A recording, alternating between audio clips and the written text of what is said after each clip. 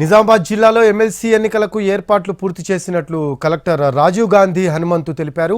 జిల్లాలో 31,571 మంది పట్టభద్రులు, 3,751 మంది ఉపాధ్యాయ ఓటర్లు ఉన్నారని చెప్పారు. ఎన్నికల కోడ్ను పకడ్బందీగా అమలు చేస్తున్నామంటున్న కలెక్టర్ రాజీవ్ గాంధీ హనుమంతుతో మా correspondent Balakumar face to face. ఏర్పాట్లు పూర్తయ్యాయి, అన్ని ఏర్పాట్లు పూర్తి చేసినట్లు జిల్లా కలెక్టర్ చెప్తున్నారు. ప్రస్తుతం అంతా జిల్లా కలెక్టర్ ఉన్నారు. సార్, అంటే ఎమ్మెల్సీ ఎన్నికలకు నిజామాబాద్ జిల్లాలో ఎటువంటి ఏర్పాట్లు చేశారు?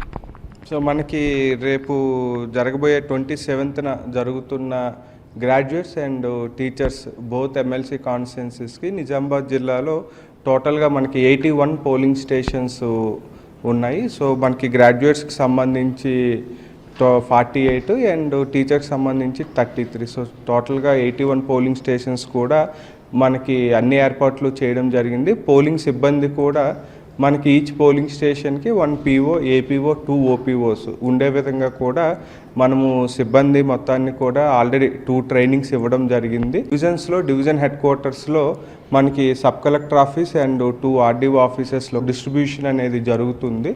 వన్స్ పోలింగ్ కంప్లీట్ అయిన తర్వాత polling POs, APOs and polling సామాగ్రి కూడా, పోలింగ్ మెటీరియల్ కూడా డైరెక్ట్గా మనకి కరీంనగర్కి వెళ్ళే విధంగా కూడా అన్ని ఏర్పాట్లు చేసుకోవడం జరిగింది. పోలింగ్ సమయం అంటే ఎప్పటి నుంచి ఎన్ని గంటలకు పోలింగ్ ఉంటుంది, ఓటర్లకు ఏం చెప్తారు సార్?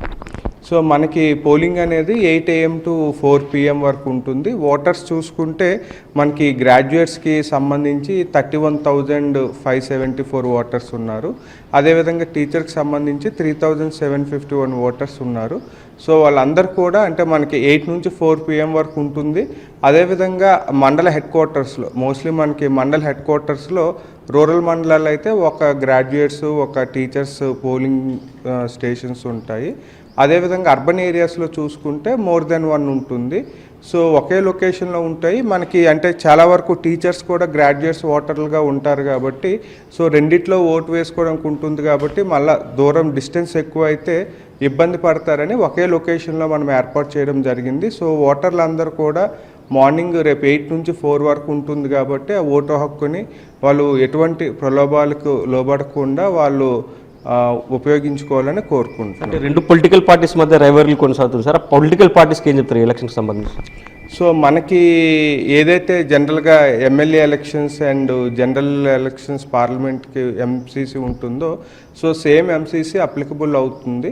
సో మనకి ఒక ఎక్సెప్షన్ ఏమంటే దీంట్లో క్యాండిడేట్కి ఎక్స్పెండిచర్ లిమిట్ అనేది ఉండదు. సో అయినా కూడా మనము ఏదైతే MCC ఇంప్లిమెంట్ చేయడమో అదేవిధంగా అందరు క్యాండిడేట్స్ అంటే not only main parties contest చేస్తున్న క్యాండిడేట్స్ అందరికీ ఈక్వల్ లెవెల్ ప్లేయింగ్ ఫీల్డ్ ఉండే విధంగా ఎన్ష్యూర్ చేసుకుంటున్నాము. సో రేపు కూడా అదేవిధంగా మనకి కొనసాగుతుంది. సో 27th పోలింగ్ డే వరకు కూడా అన్ని జాగ్రత్తలు తీసుకున్నాం. Thank you sir. సో ఇది మొత్తం మీద నిజామాబాద్ జిల్లా కలెక్టర్ రాజీవ్ గాంధీ హనుమంతు చెప్తున్నారు. ఎమ్మెల్సీ ఎన్నికలకు అన్ని ఏర్పాట్లు పూర్తి చేసాం, సర్వం సిద్ధం చేసినట్లు చెప్తున్నారు. కెమెరామెన్ రవిచరణ్తో బాలకుమార్, NTV, నిజామాబాద్.